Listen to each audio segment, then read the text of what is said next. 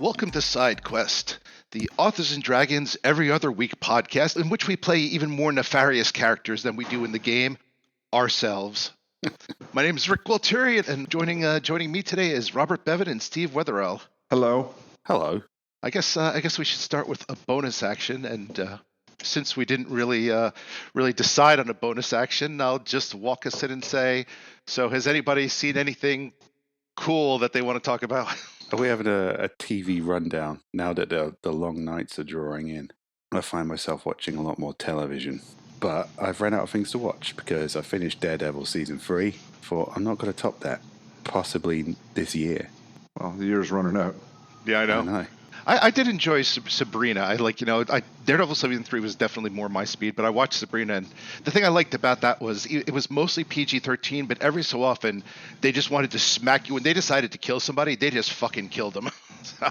And this is, let me get this straight. This is a continuation from the old sitcom? It's a total reboot. Oh, it's a reboot. Yeah. Okay. I'd love to watch it, Rick, but I heard that the cat doesn't talk, and that drives me incandescent with rage. Yes, there's a lot less cat talking, but a lot more Satanism. Oh, wait a minute, you said less cat talking. Does that mean there is some cat talking? I mean a lot less. Yeah, As in, no. All right, yes. you're not answering the question, Rick. Okay, it doesn't fucking talk. All right. There's nothing more satanic than a talking cat, or a sarcastic talking cat. Until the internet grants me my wish, and I'm sure it will, and redubs this entire season with sarcastic, catty quotes, if you will, from the original series into the new series, then I will watch and enjoy. Until then, I'm afraid that I've just got to take a stand on principle, Rick. I'm afraid I just can't watch it. I like your idea, but I would go different because this is supposed to be a much darker, more adult version. So I want to see somebody dub over the cat with similar quotes from the show, but just throw in a lot of F-bombs and stuff. just every time the cat talks, he's like, it's like, so what do you think? Whatever the fuck name you are, a dumbass cat. Yeah, fuck you, Sabrina. Just quotes from The Exorcist. Or it could just be like feeding horrible things into her head. Chop off his toes. It's just a constant, everyone is John, feed from the cat. Yeah. That has nothing to do with the plot at all. And it's like, even maybe when the cat's not even on screen. Yeah. Okay, make that happen in the net. I think, we've had a contentious history, but I think we can come together on this and make something great. I haven't watched either of those shows or even the original Sabrina. What? So, no, I didn't like stupid shit even then. You've just been fighting the corner of the talking cat. Well, if it's saying horrible things, if it's giving me everyone is John, then I might watch that. I've known you a long time now, Bevan, and I still can't decide what you mean by stupid shit. I'm never sure if you mean it's a bad thing or a good thing. Well, if I say like, oh man, that was some stupid shit, I loved it, then it's a good thing. So I didn't want to watch that. It was stupid shit. Then it's a bad thing.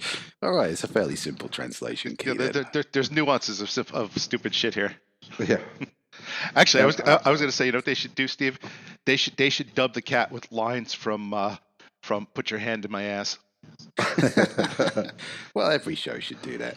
What they should really do is get Sam from Clarissa Explains It All and trap his soul within a cat. They don't even have to make a show about it. Just if somebody can do that, that would make me happy. Steve, why did you watch all these shitty American teenage sitcoms? Yeah, I have no idea who the fuck Sam is or this Clarissa Explains It All. Well, for the other, free people who were paying attention to things in the 90s that clearly weren't really worthy of attention. Hi, guys. You got to give the fan service, guys, to the free people who know who the fuck Sam from Clarissa Explains It All is and remember his guitar sound intro. Oh, 3 people. I thought you said free people, like this is a part of the Western world, Bevan. You hate Clarissa, you hate freedom. Yeah, we've been oppressed for too long. Clarissa Explains It All fans. It's time for us to rise up. every time you say Clarissa, I like you start saying Clarissa, and I'm sure you're going to say clitoris. Clitoris Explains It All would have been a much more helpful program to me as a teenager. Clarissa Explains the Clitoris, but very useful. Clarissa didn't really help me understand women. Clitoris Explains It All may have done more to do so. I may have had a happier teenage life. Anyway. I've watched a new show. I don't know. Actually, I don't know how new this show is, but I started watching F is for Family. Do you guys know that?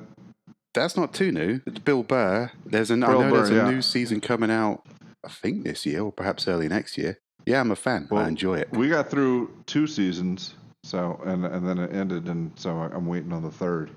But yeah, that was fun. It is good. It's just a very angry, old-fashioned man. I don't know. My entire life right now seems to be like DVRing stuff. So if I'm not DVRing or my DVR fucks up, I'm not seeing stuff because when my wife is home at night, like she's out a lot of nights doing like orchestra stuff. But when she's home and we watch TV together, well, we don't like watching the same shit. Mostly comes down to she doesn't want to watch my shit. So we wind up with like neutral territory with something like like almost always putting on something like the Food Network or like the Do It Yourself channel, and just sitting here like both of us like just hating life as we're watching some like stupid show about somebody trying carnival foods and shit. But yeah, my wife won't watch stupid shit, particularly if it's animated. So occasionally we'll land on a show that we both like. But mostly she just makes me watch It's Always Sunny in Philadelphia again and again. That's not so bad. Yeah, they're the worst things she could make me watch. I really enjoy it. I'm pretty lucky with my wife. She and I kind of hit it off on what we like to watch on TV. Not stupid shit. Not even stupid shit. Like good shit like, This Is Us. Yeah, maybe it's good, but oh man, I don't give a shit about it. So that's the 3rd tier of hierarchy of quality. Yeah. Stupid shit I like, stupid shit I don't give a shit about. No, the stuff good that shit isn't I don't give a stupid shit I about. don't give a shit about. Okay. A typical discourse here is my wife will be doing like she'll be half paying attention to TV. She'll hand me the remote and be like, "I'm not watching this. Put on whatever you want." Then I'll change the channel, and 2 seconds later, be like, "You're not going to watch this shit, are you?" Yes, I think that is universal between all couples across wherever there is a television involved. Oh, watch what you want, except for this and this and this, and then an hour has passed, and time to go to bed. I'm going to bed. Yeah, then it's like, okay, I'll put back on the fucking carnival food. It took some warming up, but even she came around to Mike Tyson Mysteries. Steve, updates? I haven't started watching it yet. I've got to. Do you believe it exists yet? Well, yeah, I'm at the stage where I believe it exists, and I'm intrigued. It sounds like stupid shit that's good. Oh, yeah, that's the good stupid shit. I can't even get my wife to watch F is for Family because it's got cartoon people. I can't just say to her, look, it's Mike Tyson fucking solving mysteries. I don't know. This is a tier beyond. This is so stupid. You might be able to look beyond the cartoon people. Yeah, maybe the fact that they're cartoons isn't the most ridiculous thing about that. No, not at all. Well, that might be one to foist on her at some point then. I am able to get my wife to watch Doctor Who with me. Oh, that's impressive. And I tried to get, my family just doesn't like Doctor Who anymore, so I don't really give a shit. I liked it for a bit with David Tennant, and then, I don't know. He just annoyed me. They all annoyed me. I stopped watching it. My wife and I tried to watch it once. Man, this is some stupid shit. And not in a good way. It's the tier 2 Bevan response. I thought it was good. It was like good writing and it was funny, but I don't know. I didn't see. I don't think I saw that episode. Well, apparently it depends who's running the show. When I was watching, apparently it was the best showrunner with the best doctor, and I did enjoy it. I thought it was very well written. See, you're gonna shit talk 30 years of Doctor Who, Bevan. You're gonna piss off our fans, and you know what they're gonna do? They're gonna see me on the street, assume I'm you, and beat the shit out of me. For the record, I really enjoy Mike Tyson Mysteries, and yeah. So take that, Rick. Fuck Doctor Who. Yay, Mike Tyson Mysteries. That should get you an extra pummeling. I sense a crossover. Mike Tyson Mysteries meets Doctor Who. It can happen, if we just believe. And somebody pays somebody else a lot of money. With enough hope and enough money, anything is possible. All right. To be fair, I didn't give Doctor Who a fair shake. I think we watched it for like 10 minutes, and it was like goofy little plastic pieces of shit wobbling around. And oh god, You don't watch it for the effects quality. Let's be fair. It's a little bit lagging behind its American peers. Which, considering it's the BBC, who like everybody who owns a television in our country theoretically gives them like Netflix money every year, they shouldn't be crapping out on special effects. They should be giving us world-class special effects. But I think they're like, well, let's cut the special effects budget and see if we can make up for it with whimsy. Like the charm of the show. Yeah, I think maybe it's an intentional choice because they've got the money lying around. So I think they think, cut down on the special effects, amp up the whimsy. I think it's more like they cheap the fuck out and then tell people, no, that's part of this charm. Yeah, that's clever. I respect that. That is something that Doctor Who would do if he was a television producer. This is the same angle I use with my pros. Just crap out on the substance and amp up the whimsy. Cooper farted. All right, fucking laugh. Fucking literature. Come on, people, we're making fucking art here. I haven't watched any of the new Doctor Who yet. I think I tuned out when Matt what's his face. I've been watching the new series, and like I like the new Doctor, but so far the writing is so. I think Doctor Who is kind of like Iron Maiden, in which there's a lot of material and a lot of it's guff, but if you condensed it all, you'd make like one killer album. That's how I feel about Doctor Who. Maybe there's a bit too much filler there that could be knifed. All I really know about it is from the 10 minutes I saw and what I see on Facebook before I unfollow those people. But there's like a big to do about like a Rosa Parks episode. Is this show like Quantum Leap? No, it's like Doctor Who. No. So Quantum Leap is Quantum Leap. Let me just lay this out for you, Bevan. Quantum Leap is the scientist man who travels back into the bodies. Yeah, I know because I watched that. Okay, and Doctor Who is a British man in a telephone box who travels throughout time and space. Okay, I mean, there's a little bit of difference there. Yeah, but he doesn't inhabit anyone's body. He just inhabits. But did he fix Rosa Parks' problems or? I don't know. I didn't watch that one. Was he the bus driver? Well, he doesn't assume somebody else's life. He's always himself. He could have goes. Paid the bus driver a couple bucks and took over his shift. I don't know. I'm not saying he inhabited his body. I didn't watch it. I'm asking intelligent questions here. He's a bit of an obtrusive fuck, to be honest. Kind of. Yeah.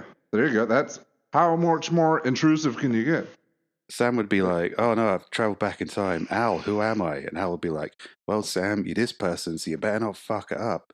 But Doctor Who would be like, "Oh, I have to take us back to World War II. We're going to have tea with Hitler. I'm going to show him my dick." And then he'd get back and, "Oh no, Daleks." Basically, Doctor Who has no respect for time or space. The only thing I want to tell Sam is, why don't you go back and inhabit yourself and fix that fucking series finale? Because you know something? What was that, 20 fucking years ago? And I'm still pissed off about that. That was the tragic irony of it all, is he didn't get to choose who he could be. Otherwise, he probably would have done that, Rick. Probably would have been one of his early moves. But Doctor Who could choose wherever he goes. And wherever he goes, he just he fucked things up. He's very much like just a spacefaring British tourist. I like to think we live in a universe where there's an alternate universe where, where the series finale of Quantum Leap was really good, but Doctor Who went back and fucked it up, and thus we got what we got. I love that. I love the fact that you're thinking, right, I've got access to all the time and space here. Where do I go? To the alternate universe where the ending of that show I like wasn't so shit. I mean, I respect that. I agree with that 100%, to be honest. And then he traveled to Seinfeld. That's what Seinfeld was. Al, where am I? Well, you're in the body of popular comedian Jerry Seinfeld. Ziggy says there's a 75% chance you're going to fuck this up. That's what I want to show about an omnipotent time traveler who uses his powers to just go and fuck up the series finales of beloved series. What? you really liked the ending of MASH. No. We're gonna do that with the song and dance number. Oh, where am I? Well, you're the editor for The Sopranos. And, you've got 12 minutes of really satisfying footage that would wrap this story up completely. I need you to hit the delete key, Sam. I need you to really fuck this one for whatever universe Steve's living in. Right now, he's hopping ahead to Game of Thrones and be like, no, guys, it was all a dream. Watch out, Elf. You're next. It's like, you know something? This episode of Night Court makes too much sense. Let's have the guy be abducted by aliens. Of course, they could send him into the body of somebody in moonlighting, and then I think the entire meta energy of that would explode the universe. Just end us all forever. Moonlighting, that's Calissa explains it all. Moonlighting. You remember this, guys? I remember moonlighting existing, moonlighting. But I don't actually remember watching it. I might have been too young. Yeah, I remember watching it for a while, but then like Die Hard came out, and I was like, wait, Bruce Willis is capable of being cool. I'd much rather see him shoot people than do this shit. All right, so moonlighting Bruce Willis was not John McClane, is what I'm taking from this. No. He could have been, Nah, that's a stretch. Reboot. Right, have we ruined television yet? I get the feeling we started out here with kind of the good intentions of saying, well, the cold evenings are drawing in and we're all gathering around the television and what are we excited about and what have we seen? And now we've just fucking ruined television. I never had any good intentions. I just wanted to come shit on Doctor Who.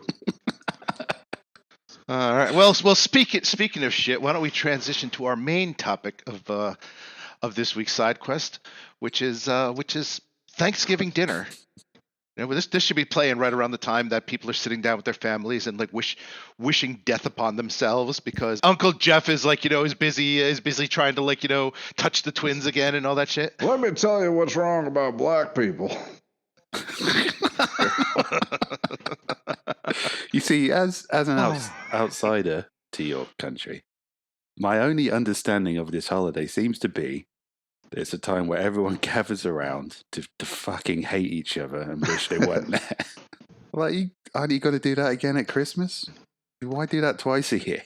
Yeah, we're really close together too. Oh man, it'd be interesting to hear stories about like the fights that carry over from Thanksgiving to Christmas. They're just it gets to about 9 o'clock. All right, we're heading home then. We'll continue this in about 30 days. Growing up, one of my best Thanksgivings was I was invited to two places, and I told each place that I was going to the other place, and then just stayed home. And everybody was like, "Oh, but you were alone on the holiday." Yes, I was alone on the holiday with it was like a sub, fries, and nobody to fucking bother me. It's gonna be like the birthday podcast all over again. Some of my best Thanksgivings were in Korea because turkey is not a thing that people eat there typically, and I don't actually ever crave turkey except for around the holidays. So except we get cold cuts and stuff, and I'll make sandwiches, but it's not something I'm like, oh man. But it's a weird thing living overseas when you don't get the foods available that you're used to having. Like I remember when we went to Costco and they had artichokes. I was like, whoa, I need to get some artichokes. I have never, ever given a fuck about artichokes in my life. But when I saw them in Costco in Korea, I was like, whoa, I miss artichokes. And it was the same with Thanksgiving dinner. We got a group of people together, and you could order a fully cooked big Thanksgiving meal from the army base or whatever. And then and so we all chipped in. And we had Thanksgiving at one of our apartments, and it was fantastic. Just eating a bunch of food that comfort food from back home that you weren't expecting to be able to eat. And then we didn't have our families with us. It was great. I was just about to say you almost made that poignant and heartwarming, and then in that last sentence. It does seem to be just from hanging around on the internet and listening to people post about Thanksgiving that. The thing they seem to be most thankful for is that everyone else isn't there. They just seem to be really thankful for their isolation from other people. Was that the original intent of the holiday, or? Yeah, that's what the Pilgrims were saying about the rest of England. That makes sense. That makes a lot Thank of God sense. we're away from these fuckers. Finally, we can just sit down and eat this food, and we don't have to put up with Grandpa fucking Lincoln. I do have to say, Thanksgivings have gotten a lot. I'd say a lot more palatable here ever since we pretty much pissed off almost every single like extended member of both my wife and my families. Oh, mine Finally. too. That and Christmas. The reason I said Lincoln there, it's Boston. Yeah, it was an wasn't odd it? choice, I thought. Yeah, Lincoln is in Boston, you see. I went to university in Lincoln, and Boston was like the first big group of pilgrims to go over there. So I wasn't just saying that you're just sick of your president's ancestors. Our future president. Yeah. You know something? After you explained it, it made even less sense. Some Doctor Who fuckery going on in there. It's like, yeah, well, Thanksgiving is when the Pilgrims sat down with like Roosevelt and they signed the Geneva Reagan. Convention. Yeah. As somebody from outside your country, I understand that all of your presidents exist in a timeline where they have dinner together and say, "Fuck England! Isn't it great we can have food without the Queen bothering us?" That's what I get as an outsider to your culture. There was a king then, I believe. Right? Oh, Bevan, is that the most incongruous thing I've just told you in that scenario? I'm sorry, Honest Abe. I've just put together a Doctor Who timeline where all your presidents exist at the same time to have dinner together and insult the Queen. And the thing you find the most unbelievable about that is they'd probably be insulting a king. Well, or maybe his wife. Or maybe his Fucking whore. Fuck the king and fuck his wife. And let's invite Jesus to dinner. Make it a Last Supper while we're at it. Yeah, Jesus. Yeah, fuck that king. Have some turkey, Jesus, and fuck that king. That is a whore wife. Jesus and all the many presidents got together to eat some turkey, slag off that whorish queen. That's fine. That makes sense to me. God damn, I want to write that and just bury it somewhere so like, archaeologists like 10,000 years in the future can dig that up and assume that's just the way Thanksgiving was. Well, it does seem to be a fairly ambiguous, kind of nebulous holiday from my perspective. But I do appreciate it's boiled down to, let's be thankful for things, even if, Uncle Touchy's not here anymore. That's more about food and football. What pisses me off is it's on a different date every year. Now, why does it have to be on a fucking Thursday? Why can't you just say November 22nd is Thanksgiving? Doesn't matter what fucking day it is. Why does it have to be a floating holiday? Oh, that's weird. Because Jesus. Jesus is born every fucking year on the same fucking date. Exactly. This doesn't make sense. I mean, the whole thing about, having dinner with Native Americans, I guess. I mean, that could have realistically happened at any time. No, it had to happen on a Thursday. That's what's important. We only share our food with those people on a Thursday. Douglas Adams knew what was going on. Did he? Yeah. Go on then. Well, no, he knew about Thursdays. Couldn't get the hang of them. Well, yeah, that's fair enough. They are a difficult day. So, all these Americans talking shit about our queen. Just a typical first day. The thing I hate most about Thanksgiving, which isn't very much because I'm not connected to it in any way. To me, it just seems like you all seem to sit down, have a big old dinner, get hammered, watch a sporting event, complain about the family you no longer see anyway. But the other thing I see is people like being dead emo about it, going like, "Oh yeah, here's the hypocrisy holiday, where we celebrate the fact that we broke bread with the Native Americans before we murdered them all." I'm thinking, that's a depressing holiday, isn't it? I don't think about that. I just eat my turkey. Yeah. Like, yeah, I don't think those other people should be. I think the only thing, like they've murdered is the atmosphere, really. It's kind of... Oh, you've already heard about the atmosphere. That horse is dead. Yeah, you get like two people at the Thanksgiving table. One who's trying to guilt you. It's like, yeah, well, you're pouring that gravy. Just think of all the Native Americans who died. And then you have like your Uncle Biff who's like, yeah, we shouldn't have stopped there, man. He sounds like, give me that gravy. Yeah. I could see why, maybe the kind of staying away from family might be an amicable goal for Thanksgiving. Well, your family's not like this? What? No. I mean, we don't like have a holiday where we beat ourselves up about colonialism. I mean, or we don't have Christmas and go, oh yeah, but what about all those wars that Christians did? Well, I don't think we do that either. We just like hate our families more. Yeah. You sit around, Merry Christmas, and fuck that whore queen. I mean, the Queen on Christmas, the Queen does a little speech, and every year I don't listen to that little speech, because I'm a free Englishman and deaf to tyrants, and as long as she understands that, we have a relationship with the Queen.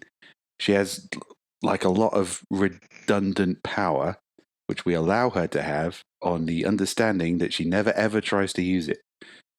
So, we have a nice little relationship with the Queen where I'm happy that she exists, but I'm also happy to completely ignore her on Christmas Day when she addresses the nation. So that's my own little Thanksgiving, I guess. My own little fuck the Queen moment. I would love to open up the headlines and just hear 90-year-old Queen Elizabeth walks into Parliament with a machine gun and says, "I'm taking over." I think because our laws are so archaic and very much a House of Cards scenario, there is some circumstances where last time we had a hung Parliament, they were talking about activating the Queen. Like, what? Jesus Christ! She's the Queen. She's an old lady. She's not fucking head 209. Like a Terminator. Yeah. I think it would be great if she was just in the mood to fuck with everybody. She's like, it's like, we're activating you. Okay, nuke Lithuania. Why? Because fuck them. Activate the Queen. We've got a well-hung Parliament. Oh God, that's definitely out there on some kind of. Now I have to look for it. Thanks, Bevan. We got to write it. Yeah. If it's not out there, I mean, that is the duty of everybody on the internet to make any appalling sexual scenario a tragic reality that you can accidentally stumble upon during a Google search for or an Amazon search. Or an Amazon search, yeah. Not being biased. I see where all a hung Parliament would say we go activate the Queen. All at once. Oh, God. I mean, our politicians are not pretty. It's got to exist now because it's the internet and everything has to exist. But I'm thankful that I'm not going to watch that bad movie that Robert Bevan directed. I'm going to try and think of a bukkake joke before this episode's finished. I believe in you, man. It's not coming yet. All right. It's not coming yet. Unlike the hung Parliament. What the fuck were we talking about? We're talking about Thanksgiving or some shit. Right. So here's the thing. As an outsider, what I observe from your holiday is one half how grateful they are that they aren't with their family because of their incredibly racist uncle. It's always an uncle for some reason. Does anybody have an incredibly racist auntie? We got plenty. Yeah. Oh, there you go. Bring them out of the woodwork. They need the recognition, man. We're living in the the year of the woman. You got to bring those old lady racists out. I mean, Jesus, this is why I moved out of Mississippi. I mean, it's across the board. It's like a termite infestation. It's the one piece of diversity they truly believe in is a woman can be just as racist as a man. Are you kidding? You get some of those old bingo hall ladies, and it can be a lot worse. I went with my wife and her grandmother time to a bingo hall one time, and I don't know why, because we were only dating at the time, and this shouldn't have been something that you subject somebody to until there's a ring on your finger. But I went with her, and let me tell you, she had to know if you were the one. Yeah.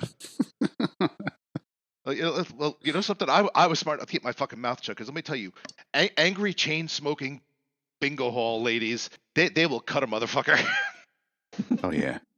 I went to play bingo once with work because they thought it'd be a fun night out, and they didn't realize how fucking massively incompetent I am. and how that incompetence escalates when I'm drunk. So I was like, I think I've won. Bingo. I think I've won. So those people were furious because I did not win a single time. and I said I'd won quite a lot. But I'd never seen so many angry women, in one place. Angry old women who wanted to kill me. They will stab you to death with their bingo markers. Is this the same job that has recently taken you out bowling? Yeah. I mean, bowling's better. They've upped their game. Yeah, I mean, the bowling's fine. When I'm bad at bowling, no one wants to hurt me. When I'm bad at bingo, it gets pretty fucking personal. And it's just a lot less lame. Who wants to go play fucking bingo? Yeah. I mean, you're not 106 years old. But I go to these things because somebody will inevitably give me free beer. That is the purpose of corporate events. Yeah, I was gonna say if there's an open bar, don't hey guys, we're doing bocce ball. I know, but all right, beer and bowling, okay, good times. Beer and bingos, how do I aim the gun against my head correctly? Well, I learned that lesson to my detriment, Robert. I thought, what's the worst that could happen? Apparently, the worst that could happen is, it's a fast-paced game filled with old ladies who want to fucking knife you. Yeah, a fast-paced game. Yeah. Well, they're saying all kinds of numbers and shit. Do you guys have the rhymes where you are? Yeah. Where they say like, fucking a guy in a canoe, 22. I'm like, what's the connection, you fucking weirdo? I didn't even know about this. I guess Rick did. Something. The main thing I took out was if you're a newcomer there and you win too many times, they will start putting out their cigarettes in your eyeballs. It's one of the lesser known rules of bingo. I'm not kidding, man. When I say fast pace, it means they don't just say the numbers; they say some kind of gibberish rhyme before it. I'm like, I'm not down with your wizardry, man. I don't know what kind of voodoo you're casting here. Just say the numbers, and I can poke the numbers with the pen. We could all go home. See, that tells me you guys are more sedate because I think they tried it once or twice at the one I was at, and then they were, and then like a chorus was just like, just shout the fucking numbers, And I think the guy realized that he was about to just get like stabbed with those little mini golf pencils or something. Jesus, that's hardcore. This was in Brooklyn, and I've been to some scary places in my life, and that has definitely been in the top 10. We don't want your fucking rhymes. Let's get down to business. All right. I went on a tangent. So that's the first interpretation of Thanksgiving that I get as an outsider. Is I'm thankful my psychotic bingo playing auntie isn't here. Yeah, and then you got like the uncle in the corner who's like and thank goodness your Aunt Vera divorced that Jew. Well, as long as these opposing forces exist, there'll be a comfortable middle ground of reasonable people of all ages and genders and creeds who just want them to shut the fuck up so they can eat some turkey. You can count on that. Is that have I reached the central middle ground of what this holiday is about? Yeah, you've been on Facebook. You've seen reasonable middle ground. Oh wait. Well, you didn't get the bukkake joke, Bevan, but that Not Facebook yet. joke. Are we done? Yeah, we're done. He didn't get it, but the Queen got it. Oh, Rick, you're stealing it. I just really like that Facebook joke, but now Rick has done a better joke, so I guess we keep circling around until you get to a joke that involves coming on the Queen's face. We keep circling around like that hung Parliament. Rick's killing it, Bevan. Come on, step up your game. You owe us a bukkake joke involving the Queen. All right, well, you guys keep talking. I gotta pee, and I'll think more about this. This Andy Gator. What are you going to be doing this Thanksgiving, Rick? What's your plan? Well, actually, I'm kind of looking forward to it because it ends early this year, and because my son is working, and he his shift is like starting at like 3:30 or 4 on like Thanksgiving, so he can do like the Black Friday bullshit. Oh shit!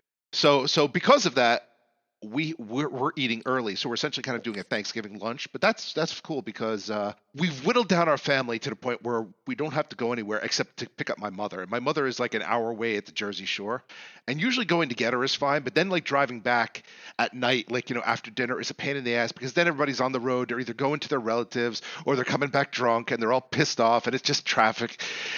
And all I want to do is just drop her off and just come back home. So at least this is kind of like, the nice thing is kind of like, okay, I'm going to go get you early in the morning. And then like, I'll drop you off at 2 in the afternoon and then come back. And hopefully by then it's all over. Actually, Okay. you know what the good part about getting back home at that point is?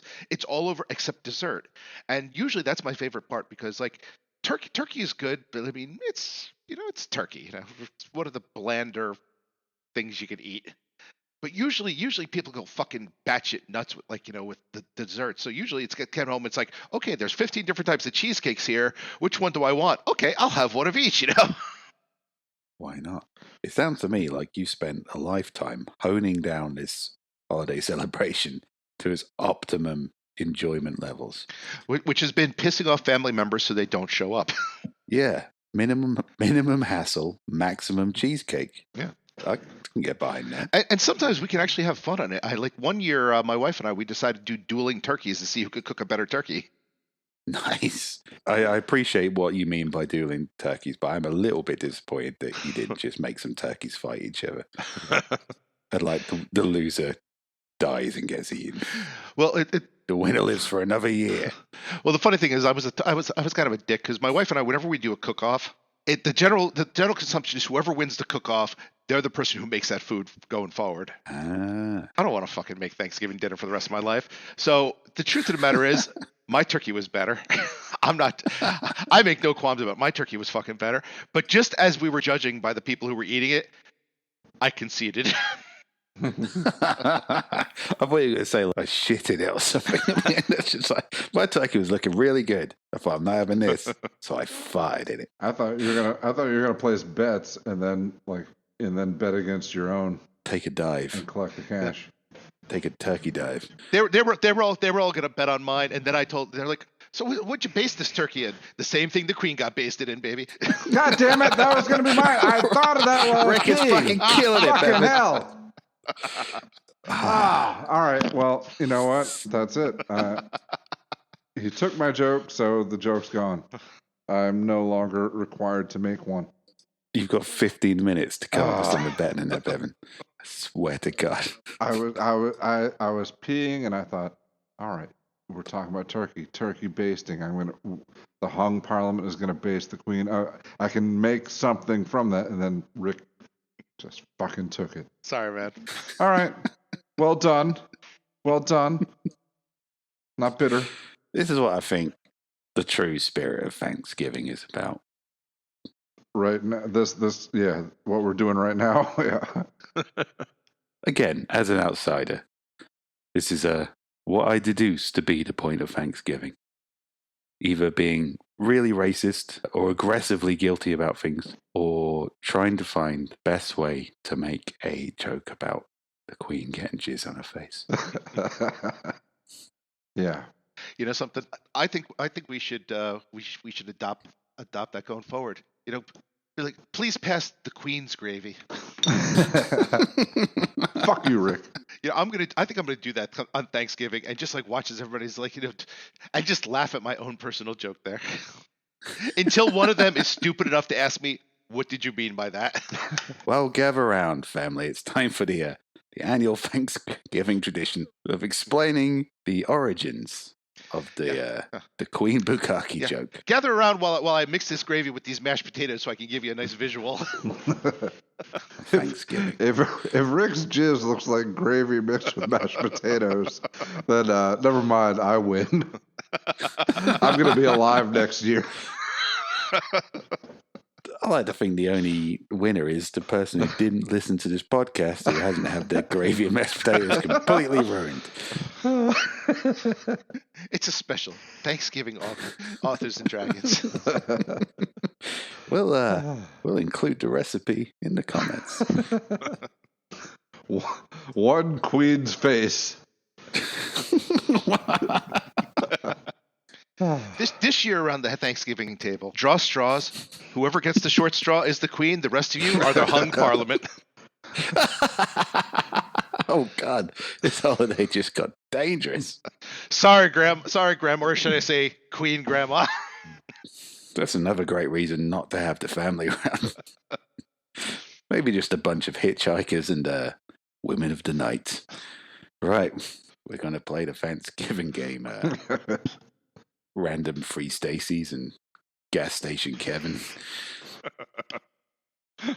Again, I like to think that as an outsider, my understanding of this holiday is very enriched through this special festive podcast. Enriched with extra protein. Family, you got to be quicker off the draw, man. Rick's just, guys. All right, now get in there. I said Parliament semen. Well, yeah, that's okay. It's all about being quick on the draw when you're a dick joke vulture. See, that's my issue. I'm not quick on the draw. This is why. I'm a better writer than I am a dungeon master. People always say, "Oh man, Bevan, I want you to run one of my games." No, this is what it's going to be. It's going to be like all the players making the better jokes before I get a chance. But when you write about their bullshit later, it'll be all yours. That's right. There you go. Look at that sweet Bevan prose going on. Can't take that away from you. And for that, I am thankful. Yeah. Do any of you do that thing that I sometimes see people on the internet pretend to do, where you go around the family and say what you're thankful for? Is that a thing that actually happens? Well, I think it probably, I don't know, it might have happened once in my life, but I was thinking that would be a good way to close this this podcast episode, and I was going to bring that up later, but now that you brought it up. Well, we can close the podcast with it, but do we have to talk shit for another 10 minutes first? Because these people are... I will say, thank God, no. Because nothing pisses me off more than them being forced to just pointless bullshit like that, where they force you to be like, so little Ricky, what are you thankful of? Nothing. No, we're not eating until you tell us what you're thankful of. I'm thankful that you're gonna fucking die one day. Oh man, I remember this when I went to a Catholic elementary school, and this is one of my few memories from that time. The teacher went around the room and asked us who our hero was, and some people said Superman, Spider-Man, or whatever, and some people said Jesus or whatever bullshit, and then and she separated us, and she gave the people that chose Superman and everyone some shit. Jesus. This is what this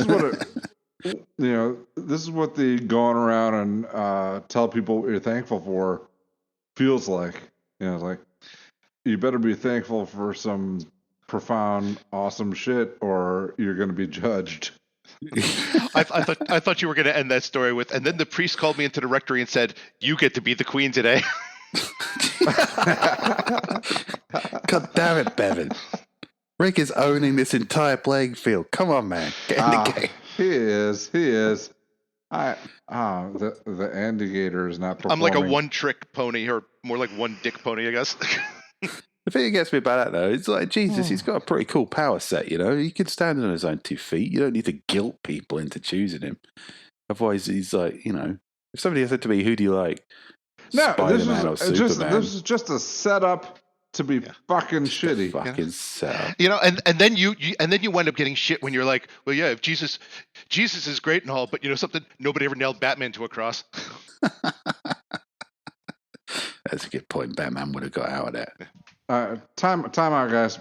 Time out. Both of you are coming in really bad right now. That's not a Queen joke. You're both just really staticky for me. Yeah, I mean, that was actually a pretty good Queen joke, so I want to save that one. All right. Okay, where did we leave off? I don't know. Jesus versus Batman, I believe we were talking about. Yes. Why isn't that a comic book?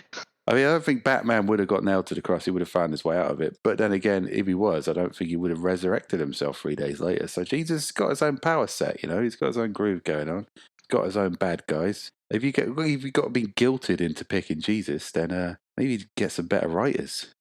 Sorry, my wife said, here, come in, and I need you to open this spaghetti sauce jar, and then she left. And so I had to follow her into the kitchen to do it. All right, here. All right. I thought you meant she's like, here, open the spaghetti sauce jar, and then she left, and you're just standing there with an open spaghetti sauce jar with no. All right, Batman versus Jesus. And she's like, pour it on your face like you were the fucking queen. Boom. That's another one for Rick. Really? Because spaghetti sauce? Yeah, I mean, I didn't say it was a good one for Rick. I'm just saying that in terms of pure quantity, he's nailing you, man. Yeah. I mean, like Parliament's nailing the Queen. Huh? Nice. Huh? Yeah, there we go. There we go. Now you're back off the mat. So bad. I know it wasn't not great, as bad as the spaghetti sauce. No, like I say, you're back off the mat now, man. You're circling. You're fighting fit. You're a wrecking machine. You can do this. All right, so you got guilted into choosing Jesus. Then I take it you didn't have the faith that was necessary to pick Batman. I don't remember what I chose. I'm pretty sure. No, I wouldn't have remembered this if I chose the right side. Chose something, whatever I chose. It was like, oh, how could you? I feel bad for anybody who's like, my dad is my hero. Let me tell you why you're a piece of shit. Oh, your dad might work 12 hours a day for 6 days a week, Jimmy, but he ain't no fucking Jesus Christ, is he? Yeah, my dad works 7 days a week. Well, God only works 6. My dad died like saving like, orphans from a fire. Yeah, but he didn't come back after the 3 days, did he, little Jimmy? He didn't save your soul. It seems like a loaded game. Loads, like what a hung parliament would do. All right. You guys, I think you were setting each other up while I was peeing. We're actually exchanging a text document now just filled with Bukaki jokes about the Queen. Okay. It's in a file called Shh, Don't Tell Bevan. Yeah. It's like, when I say load, you say... Okay, let take it away from Batman Jesus and people splooging on the Queen's face. Have you guys ever done? Well, okay, maybe not you, Steve, since this isn't your thing. But Bevan, have you ever had a deep fried turkey for Thanksgiving? I've had a deep fried Queen. Oh, what? You can't just say things and put Queen on your head and expect it to count. Oh, all right. No, after the spaghetti sauce, it's all good. There was a theme of things going on faces there. No. Deep fried Queen. What is that? You the joke. Boom, boom. So I didn't deep fry her, but I deep dicked her.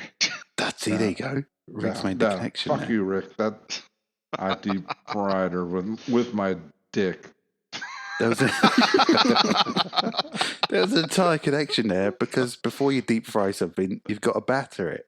Yeah. And you could have made a man batter joke, but you didn't. You decided to deep fry the Queen. Now we're in a weird place where that's sexual for me. No. Yeah, the batter was implied.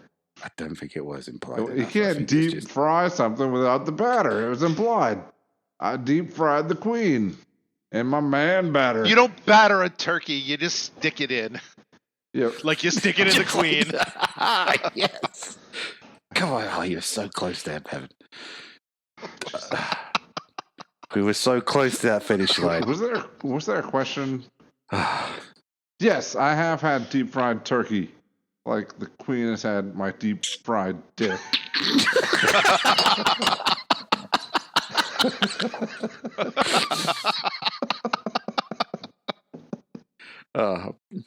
Blew my mind. The jokes are so unfunny, but they're the funniest ever. Andy Gator, you came through. And that would have been so great in like Catholic school. I'm thankful for Jesus. I'm thankful for Batman. I'm thankful that I gave the Queen my deep fried dick.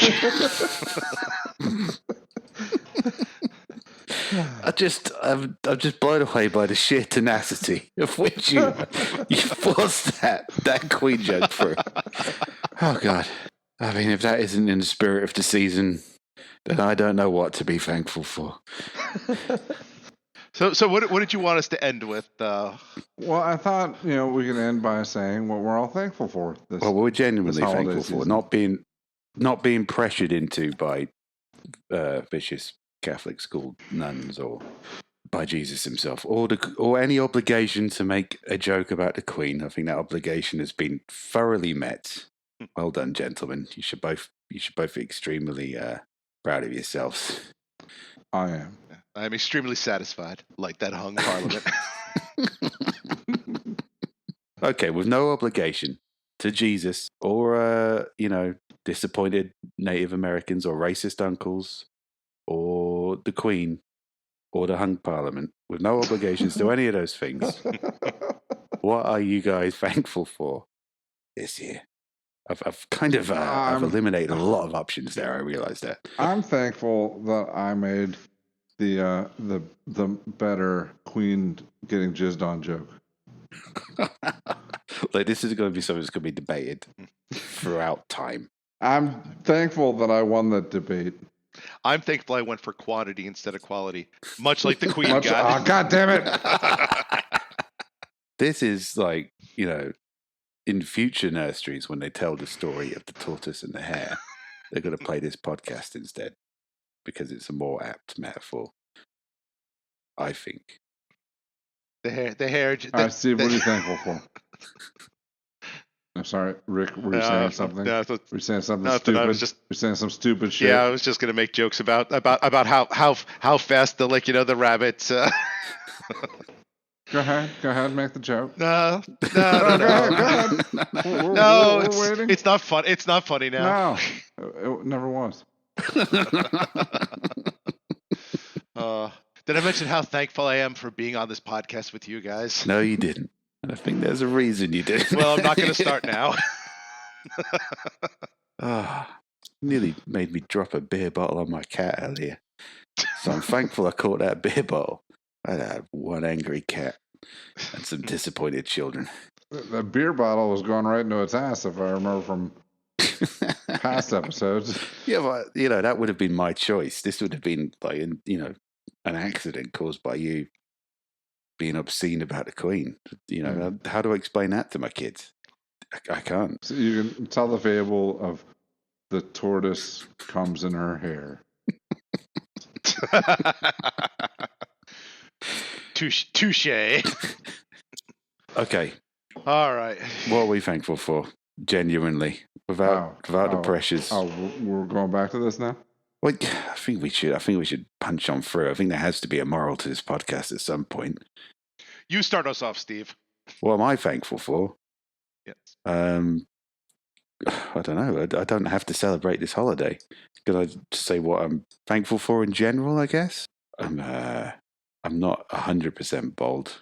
I'm just like 80% bold. Well, on behalf of Rick and I, fuck you. You guys shave your heads. You made your choice. I still have like a tiny pyramid of hair that my daughter calls a poop emoji. I'm like, that's all I got now. So I got to be thankful for that. The casual insults of my children. That's all I have left to be thankful for. I'm thankful I didn't kill my cat with a beer bottle as well. Wow, that's profound. I'm thankful I didn't shove a beer bottle up my cat's ass, and I'm thankful I'm not bald like those two fucks I'm talking with. Not as bold, I said. But I didn't have time to think of anything because I'm not supposed to be celebrating this holiday. I didn't think the spotlight was going to be on me. Yeah, I'm not supposed to be grateful for anything. So I don't know what I'm thankful for. All right, I'm doing okay. Not dead. Everything seems to be going okay. I don't have to, I guess, do an extra family holiday like you guys do. I'm not feeling terribly guilty about you know, if I see a Native American walking down the street, which is unlikely, I don't think there are many in Corby. I'm not going to feel too terrible about it on wherever it is you guys celebrate your Thanksgiving holiday. I'm grateful for that, you know. Well, I mean, I'll follow that. I'm grateful that if I see a Native American, I don't have to feel too guilty because I feel like I've made myself clear on what side I would have been on any historical events where horrible people were opposed to not as horrible people. Yeah. Always be on the side of the less horrible people. I think that's may we all be grateful for that. And I'm thankful for the wonderful humor I can provide to people that are willing to pay for it. I'm thankful that my books are available right now on Amazon.com. And have we mentioned the Patreon? Yeah. Oh, you know what? I got to say, without being a dick about it and without being depressing about my hairline, I'm genuinely grateful that we're sitting here talking absolute shit. And there's a few people out there listening to it, getting some enjoyment from it. That's that. I am too. I'd like to add to that. We haven't podcasted in a while, and I just want to hang out with you guys. Yeah, I not to get mushy, but I not like the Queen's face after all of Parliament jizzes on it. Nice. That was nice. Go on, Rick. Continue, Rick, if you can. After that sick Queen jizz burn. All my emotion is spent, like a hung Parliament. On the Queen's face. Oh, you guys are brilliant. I'm so thankful for this. I'm thankful we decided to record today. Yeah. To crank one out. Come on, go with it. No, go ahead. I don't know what you mean. What are you talking about? Come on, I'm lobbing one to you. Like the Parliament lobbed them all to the Queen's face after they cranked one out. Yeah, I just felt weak now. You set me up for failure, Rick. So forced. And on that note, I think we should tell people Happy Thanksgiving. Happy Thanksgiving. Happy Thanksgiving, everybody. Bye. Bye.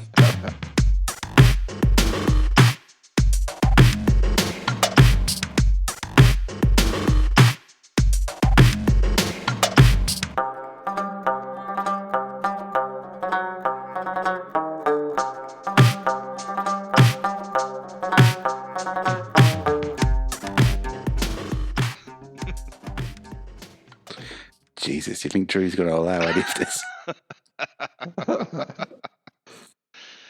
It's his fault for not being here. Yeah, that's fair This enough. is what happens when you don't show up to these things, Drew. We spend an hour talking about jerking off into the Queen's face.